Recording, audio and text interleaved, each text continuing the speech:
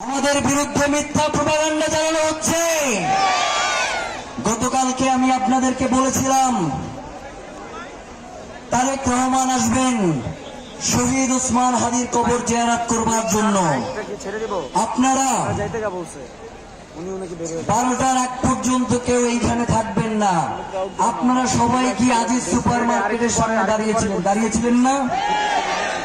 তারেক রহমানকে যদি কবর জিয়ারতের জন্য আমরা পুরো শাহবাগ খালি করে দেই, তাহলে আমাদের ভাই বোনদের যে ভর্তি পরীক্ষা সেটা আমরা আটকাবো কেন জানতে চাই।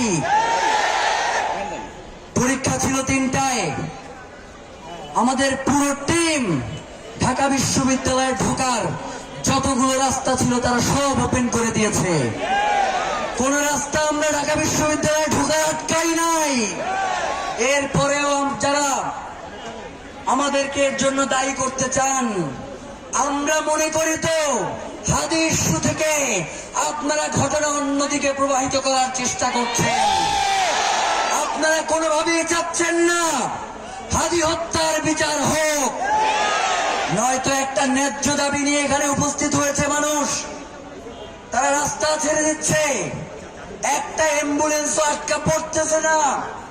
ভর্তি পরীক্ষার্থীরা উল্টো তারা ভর্তি পরীক্ষা দিয়ে এসে এখানে আজকে হাদি হত্যার বিচারের জন্য অবস্থান করতেছে।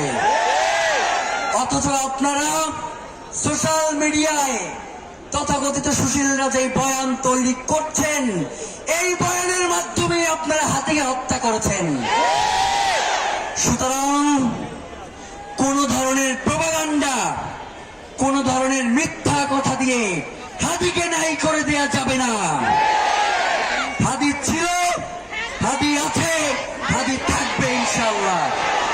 প্রিয় ভাইয়েরা, এই যে এতগুলো মানুষ মাইকে যা বলতেছি, যা অনুরোধ করতেছি তাই শুনতেছে, এর থেকে শান্তিপূর্ণ প্রোগ্রাম বাংলাদেশে আরেকটা দেখান। নেতার পাশে দাঁড়ানোর জন্য মঞ্চ ভাঙ্গা পড়ে, নেতার পাশে দাঁড়ানোর জন্য জানাজা এবং দাফনে পরবর্তী কবর জিয়ারতেও ধাক্কাধাক্কির কারণে নেতা পিছনে পড়ে যায়। অথচ এইখানে এতগুলো মানুষ যারা শুধু এই মাইকে যেই কথা হচ্ছে সেই কথা তারা পালন করতেছে, আর আপনারা তাদেরকে মব স্টার বলেন, থাপড়ায় ফালাই দেব। প্রিয় ভাইয়েরা, এই শান্তিপূর্ণ প্রোগ্রাম ইনকিলাব মঞ্চ, ওসমান হাদির ইনকিলাব মঞ্চ এই প্রোগ্রামের আয়োজন করেছে।